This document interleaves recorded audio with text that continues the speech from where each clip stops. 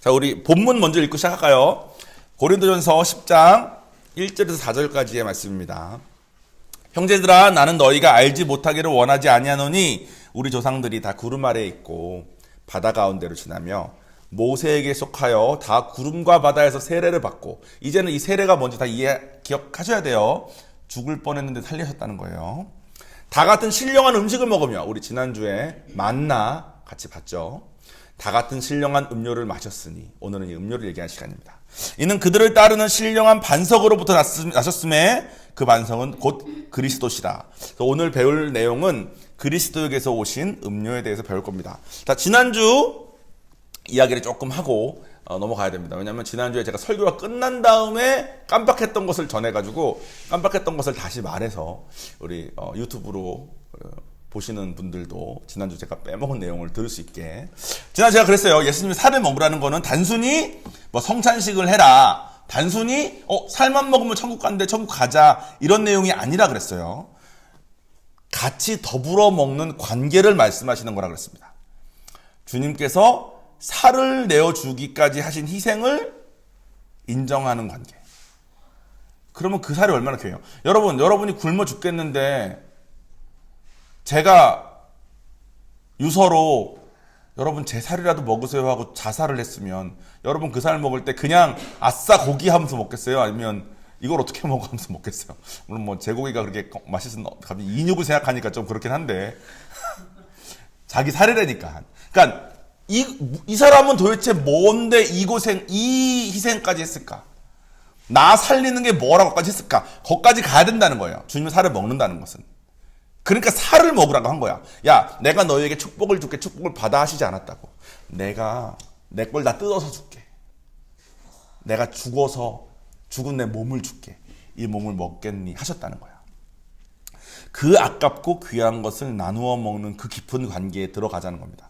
그래서 제가 이런 예를 들었죠. 보통은 신앙생활하면 내 이익만 생각합니다. 노예는 빵만 생각한다는 거예요. 빵. 차라리 배부른 채 죽게 하라. 빵. 그 얘기만 하는 거야. 노예는. 그러니까 노예는 관계가 없죠. 근데 자식은 관계가 있다는 거야. 제가 그 설교 뒤에 한 예화가 이거였습니다. 어떤 남자가 어떤 여자랑 데이트를 했어요. 그래서 어느 날 만납시다 했는데 만났는데 남자가 차 스파크 같은 거 모닝을 딱 몰고 온 거야. 근데 여자가 딱 보더니 좀 그런데 해가지고 갑자기 그날 약속을 깜빡했네 하면서 여자가 갑자기 데이트를 이렇게 안 했어. 그래서 안 할 수도 있죠. 약속 깜빡했을 수도 있으니까. 근데 그 다음에 또 만나자고 했을 때 안 만나 그러다가 그래서 어떻게 만났는데 그때 만날 때는 페라리를 몰고 온 거야. 그때 여자가 뭐 이런 차였어요? 뭐 했을 때 만약에 그 여자분이 나는 지난번에 모닝 그거 줄 알았는데 페라리를 몰고 온 거 보니까 당신 나한테 거짓말 했네요. 난 당신 신뢰하기가 어렵네요. 이렇게 자기를 안 만난다 그러면 이 남자 입장에서는 그 여자를 더 잡고 싶을 텐데, 만약에 그 여자가 에이 페라리 있었어도 지난번에 모닝 왜 몰고 나왔어요? 뭐 이러면서 탈라 그러면 그 남자 입장에서 그 여자가 이렇게 데이트한 마음 좀 안 생기겠죠. 예화가 좀 이상했나는 제가 예화를 좀 잘못 전한 것 같은 느낌이 드는데 어쨌든 뭔 내용인지 알겠죠? 그러니까 남자가 페라리를 몰고 있어서 데이트를 하냐 아냐가 아니라 이 남자와의 관계를 원하는데, 보통 사람들은 하나님을 생각할 때 왜 나 모닝 줘요? 왜 나 스파크 줘요? 다른 사람은 페라리 줬다며, 이걸 한다는 거야. 근데 하나님께서는 관계를 원하신다는 거. 그러니까 천국과 지옥을 가냐 마냐만 우리가 생각을 하는데, 사실은 우리가 죽은 뒤에 영원한 삶을 살 때 주님과 어떤 관계를 영원히 있을 건지를 말하라는 거예요. 주님의 자식인데 너무 사랑하는, 너무 옆에 있고 싶은 그런 자식인지, 아니면 천국은 오긴 왔는데 부끄러운 구원이라고 성경에 쓰여져 있거든요. 하나님 관계가 뭐가 없이 그냥 너무 부끄럽게 그냥 완전 턱걸이로 들어온 거야. 하나님은 신실하시니까 바다는 주셨는데 내가 주님 볼 낯이 없어. 혹은 그것마저 인정 안 해서 지옥에서 하나님과 무관한 영원한 삶을 사는지, 결국은 다 관계라는 거예요. 관계. 이 관계를 생각하면서 오늘의 음료도 들어보셨으면 좋겠습니다. 자, 오늘은 음료라 그랬어요. 지난주에는 이스라엘 백성들이 다니는데 배고파가지고 배고파 어떻게 됐는데 만날 수 있다 그랬잖아요. 근데 이번 주에는 이 사람들이 어떤 지역으로 딱 르비딤인가 하는 지역으로 들어갔는데 제가 르비딤 찾아보려고 그랬는데 찾아볼 시간이 없었습니다. 르비딤 들어갔는데 거기는 물이 너무 없는 거야. 광야가 사막은 아니에요. 그래서 물이 있는 데도 있고 없는 데도 있어. 여기는 물이 없는 거야. 너무 없으니까 지난주에 차라리 나를 배부른 채 죽여라 했던 거랑 똑같이 목말라 죽겠다 어떡하라는 거냐 어떡하라는 거냐 난리가 난 거예요. 그때 하나님께서 모세한테 저 바위를 치라 그러죠. 그래서 모세가 바위를 칩니다. 바위를 쳤더니 물이 나와서 모두가 충분한 물을 섭취했대요. 자, 이스라엘 백성이 광야에 몇 명이 나왔다고요? 200만 명이 나왔어요. 200만 명. 물이 얼마나 나오면 200만 명이 충분히 먹을까? 우리만 이렇게 모여서 물 마시는 것도 물 양이 꽤 필요할 거예요. 계산해 보니까 탈수 1인당, 한 사람당 하루에 먹어야 되는 물의 양은 2리터래요. 근데 우리가 음식을 먹으니까 음식에서 수분이 꽤 섭취가 돼가지고 음식에서 한 1리터 정도 섭취가 된답니다. 그러니까 우리는 한 1리터의 물을 마셔야 된대. 근데 이때는 목마르다 할 때니까 아마 탈수가 좀 왔을 때야. 그래서 탈수가 있을 때 회복하기 위한 물은 1.5리터래요. 1.5리터 곱하기 200만 명. 그러면 300만 리터예요. 300만 리터의 물의 양이 얼마나 되는지 감이 안 오잖아요. 그죠? 1리터 페트병 이렇게 계산했을 때 300만이 감이 안 오잖아. 제가 어떻게 하면 감이 올까를 계산 고민하다가 하나 찾은 게 있습니다. 요게 이제 벨라지오라는 호텔인데 호텔 앞에서 분수쇼가 이렇게 일어납니다. 분수쇼. 위로 140m까지 올라간대.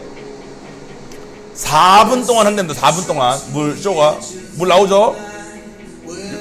이렇게 나왔다가 140m 저게 저만큼 나왔다가 이렇게 나왔다가 이렇게 나와.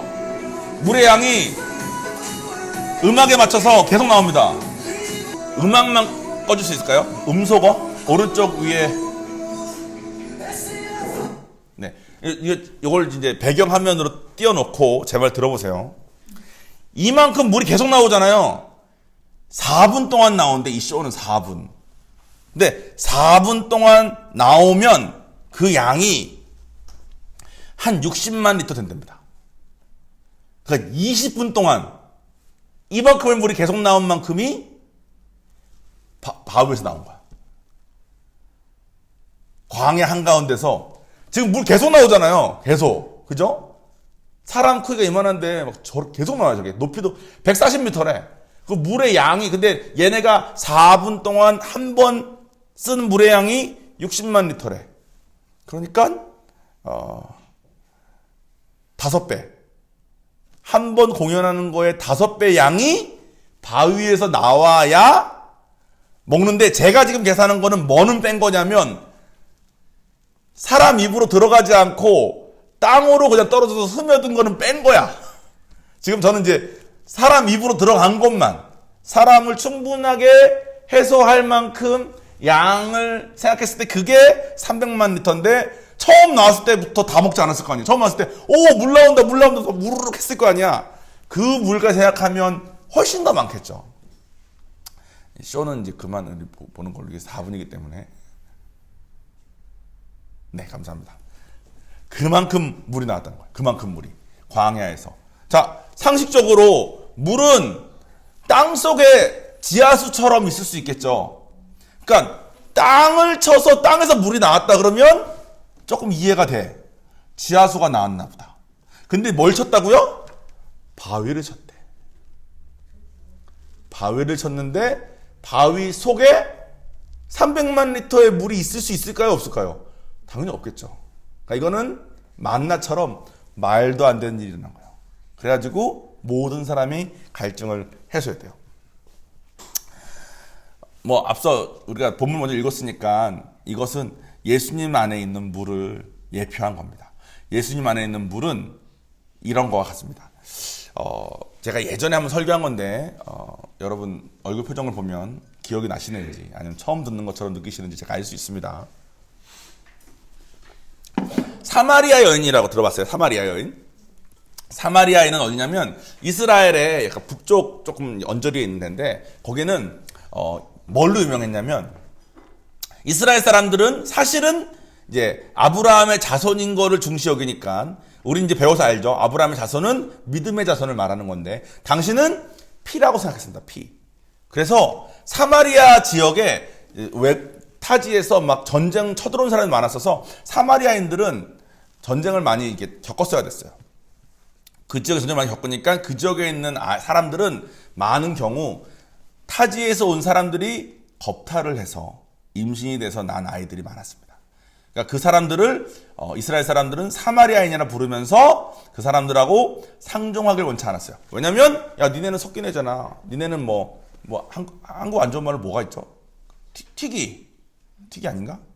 튀기 맞죠? 튀기라 그랬던 것 같아요 우리 그때 예전에. 지금 생각하면 진짜 아무것도 아닌데 그때는 저 어렸을 때마다 튀기란 말이 있었습니다. 그래서 뭐 아빠가 외국인이거나 엄마가 외국인이면 야 너 튀기냐? 그래서 막 놀렸던 기억이 나요. 근데 그보다 훨씬 심한 거죠. 아예 상종을 거의 개 취급했대. 사마리아인들은. 근데 예수님이 어느 날 사마리아 지역으로 가시는 겁니다. 그래서 우물가에 딱 앉아 계셨어. 근데 그 우물가에 대낮 땡볕째 사마리아 여인 한 명이 물동이를 이고 온 겁니다. 당시 문화는 그렇게 다니다 보면 위험할 수도 있기 때문에 여자가 혼자 그렇게 다니는 게 쉽지 않아요. 그리고 낮에 땡볕에는 다니는 게 너무 힘드니까 같이 댕깁니다. 같이 해 질 무렵, 해 뜨기 전 이럴 때 여러 명이 같이 와서 물을 깃지 혼자 오지 않아요. 사마리아 지역에 혼자 온 여자가 온 거예요.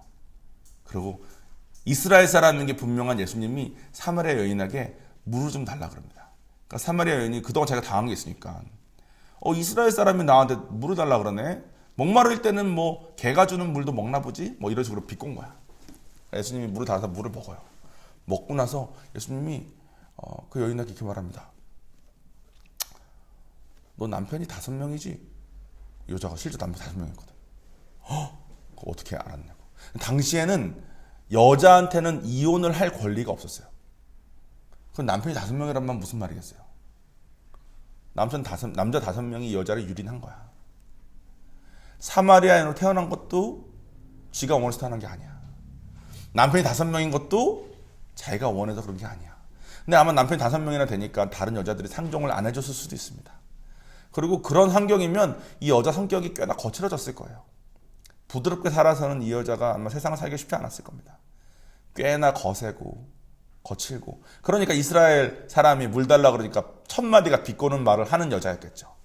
이 여자한테 그 마음속에 내가 이렇게 살고 싶어서 산 게 아닌데, 내가 이렇게 태어나고 싶어서 태어난 게 아닌데, 나는 이런 상황을 강요받아야 되는 삶이었는데 내가 이걸 해결하기 위해 살 수 있는 게 아무것도 없구나.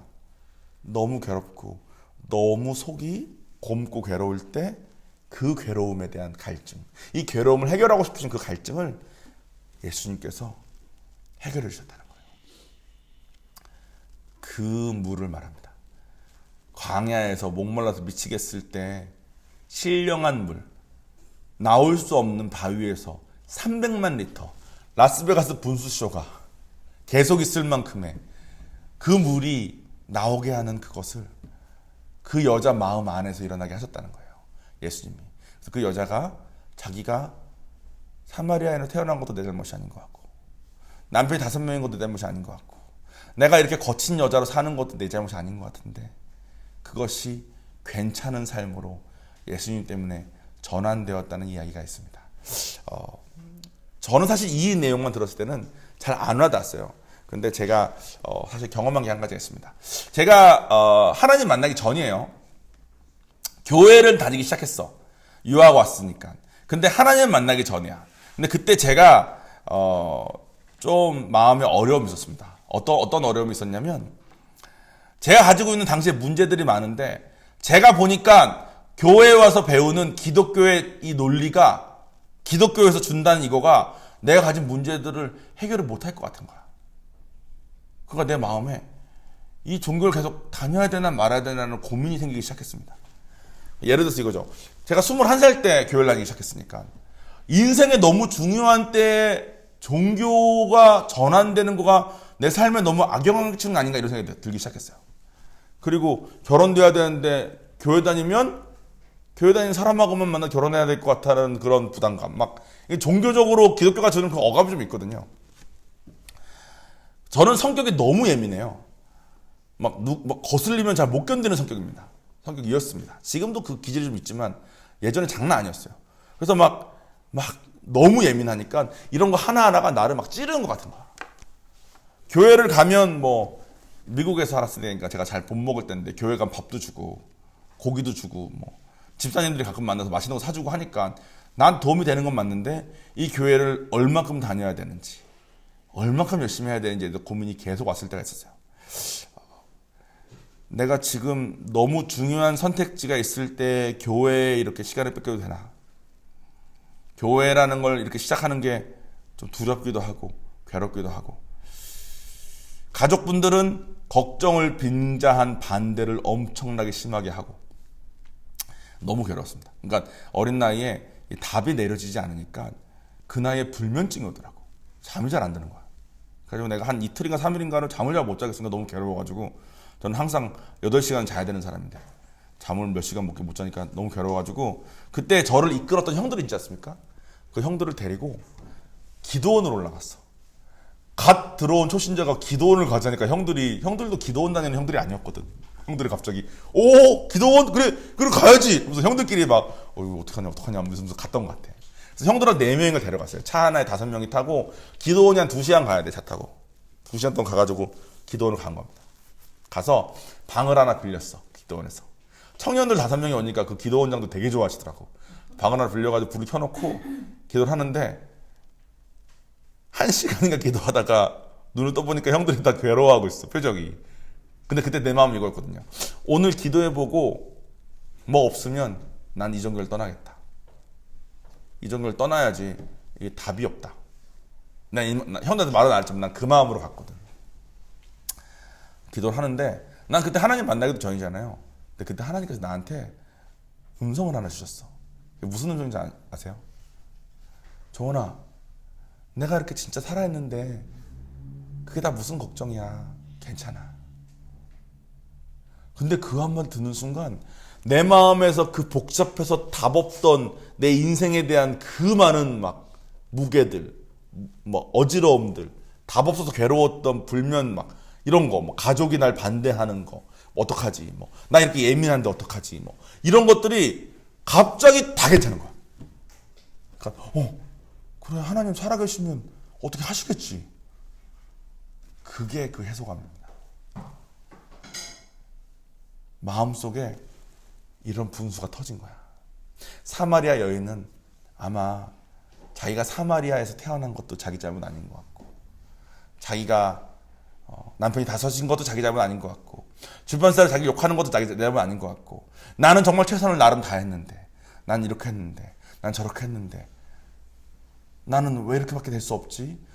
자기가 잘못해서 그렇게 된 거면 억울하지라도 않지. 그 괴로움이 엄청 있었고 아마 그것에 대한 답을 스스로가 찾지 못했을 겁니다. 남은 평생 살아도 사마리아인인데 그죠? 근데 예수님이 너의 그 갈증을 풀어줄 물이 내 안에 있어.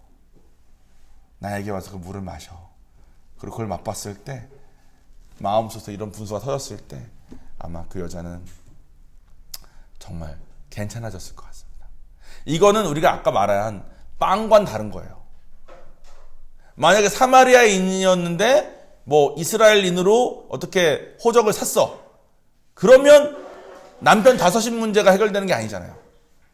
하나님한테 우리가 축복을 기도하고 축복 달라고 기도하는데 축복을 하나, 2개 받아서 우리의 삶이 해결되지 않습니다. 여러분 마음속에 있는 그 어려움들, 돈 문제, 관계 문제, 뭐 건강 문제, 그거 한두 가지 어떻게 기도로 해결된다고 우리 삶이 괜찮고 만족한 삶으로 돌아가기가 어려워요. 그런데 우리가 아까 찬양했던 것처럼 하나님을 향한 내 속의 갈망으로 가득해서 하나님을 구한다면 우리가 괜찮아질 수 있는 거예요. 그걸 한번 맛보면 이제는 남은 삶은 하나님을 찾는 삶에서 벗어나기가 어렵죠. 예전에는 이것만 되면 된다고 생각하고 저는 그걸 열심히 했거든요. 근데 이제는 일단 하나님하고의 관계가 중요한 거구나. 내 삶을 열심히 살아야 되지만, 나는 하지도 않으면서 하나님을 구하기만 된다는 게 아니라 내 삶을 열심히 살아야 되지만, 제가 나름 열심히 살아봤는데 제 삶이 제가 열심히 노력하는 걸로 드라마틱하게 해결되는 그런 세상이 아니더라고. 이 세상이 만만치가 않더라고. 근데 내가 하나님 때문에 괜찮을 수만 있으면, 지금 뭐 이름을 거론하기 뭐하지만 우리 성도분들 중에서도 하나님 알기 전에는 내가 이런 일이 있으면 밤잠을 못 잤을 텐데, 내가 하나님 만나고 나니까 이런 어려움인데도 내가 이렇게 잘 자고 잘 먹네, 이런 걸 경험하신 분들이 계실 겁니다. 그런 게 하나님의 물을 경험하신 거예요. 그러면 지금 여러분에게 있는 어려움도, 지금 여러분이 마음속에 있는 그 괴로움도 여러분 방법으로 지금까지 했는데 안 됐으면 다른 방법을 좀 해봐야 되지 않겠습니까? 근데 계속 내가 이렇게 열심히 하는데도 안 된다, 내가 열심히 하고 있는데도 안 된다, 이 불만만 가지고 있으면 어떻게 합니까? 성경에 예수 안에 있는 그 물 말고는 해결이 없다고 쓰여져 있으면 그걸 한번 해봐야 되지 않겠습니까? 여러분들이 내가 스스로 할 수 없다는 걸 인정하고, 내가 나름 해봤는데 안 됐다는 걸 인정하고, 세상이 변하지 않아도 하나님 때문에 내가 괜찮아지는, 내가 여전히 사마리아인이고, 내가 여전히 남편이 다섯이고, 내가 여전히 다른 여자들에게 손가락질 받는 여자여도 하나님 때문에 괜찮은 그 방향으로 우리가 가야 될 것 같습니다. 어떻게 하면 그 해소감을 얻을 수 있을까요? 답은 간단합니다. 지금까지 해온 여러 방법이 아니라 교회에서 알려주는 그 방법을 하나하나 해보는 거예요. 이번에 IGL 가시면 또 느끼실 겁니다. 저 이번 CG에 갈 때 이런 은혜 받을 거라고 생각하고 갔을까요? 아니에요. 그냥 목사님이 해보라고 그랬으니까 간 거야. 근데 갔는데 부산교회 다음 스텝이 보이더라고. 주님 저까지 저 갈래요.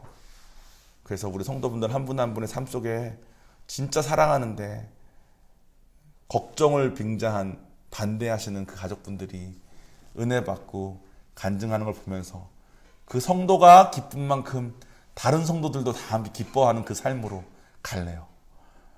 이런 해소감은 세상이 줄 수 없습니다. 이런 해소감은 우리가 어떻게 열심히 해서 얻을 수 있는 게 아닌 것 같아요. 경험하기 전까지는 제가 하는 이 말이 약간 뜬구름처럼 느낄 수 있습니다. 경험하려면 어떻게 된다고요? 교회에서 시키는 걸 해봐야 된다고. 우리 제가 각자에게 알맞은 것들을 하나하나 조용히 다가가서 쓱쓱 말 걸고 권유해보지 않습니까? 물론 대부분 다 부정하십니다만, 부정하시다가 한번 해볼까 하면서 붙잡으시면, 또 그렇게 붙잡은 게 하나하나 쌓이다 보면 언젠가 하나님께서 여러분 마음을 받으시고 여러분 마음속에 주님 안에 있는 그 물을 허락하실 때가 있을 겁니다. 그 물을 마시고 그 살을 먹는 것이 주님과 관계가 있는 삶입니다. 그걸 하면 더 이상은 이런 말 안 하는 거예요. 하나님 저 위에서 내가 기도해도 안 들어주셔. 내가 기도해봤는데 주님 내 기도 응답 안 하시더라. 이런 말 안 나오는 거예요. 노예가 원하는 빵만 구하는 삶 이제 나올 수 있는 거예요. 하나님은 저 멀리서 그냥 방관하고 내가 기도할 때나 좀 들어주고 도와줄게 기도해 이런 분 아니라는 거예요. 자기의 살과 자기의 모든 물을 아끼지 않으셨다는 거예요. 그런 하나님과 여러분이 관계를 맺으셔야 된다는 겁니다. 원래 마무리가 따로 하나 있는데 지금 여러분 제가 표정을 보면서 이제 하나하나 맞춰서 하지 않습니까? 지금 한 마무리는 전달이 잘 안 될 것 같고, 여러분은 어떤 관계에 있습니까? 주님의 살을 싫지만 괴롭지만 먹고 있습니까?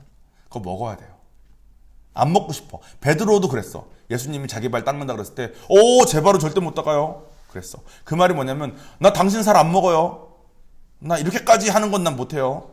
하나님이신데 날 위해서 이렇게까지 고생하는 거는 난 안 돼요. 이 말 한 거라고. 그거는 베드로처럼 그렇게 붙어서 기적을 보고 뭘 하고 대화를 하고 해서 아무 의미 없는 거야. 관계가 없으니까. 주님이 날 위해서 하신 그 허드렛 일, 그거 다 받아들이고, 여러분의 어려움들은 여러분의 방법이 아닌 주님의 방법으로 해소하셔야 돼. 여기까지 하려면 어떻게 된다고요? 마지막이에요. 교회에서 시키는 것을 순종해야 돼. 제가 저 잘 되려고 어떻게 해보려고 여러분들 시킨 적은 없지 않습니까? 그죠? 아무 대답을 안 하시네. 제가 여러분, 제가 뭐 좀 좋아지려고, 저 좀 뭐 맛있는 거 먹으려고, 뭐 저 좀 좋은 거 얻으려고 여러분한테 제가 뭐 시킨 적 한 번이라도 있습니까?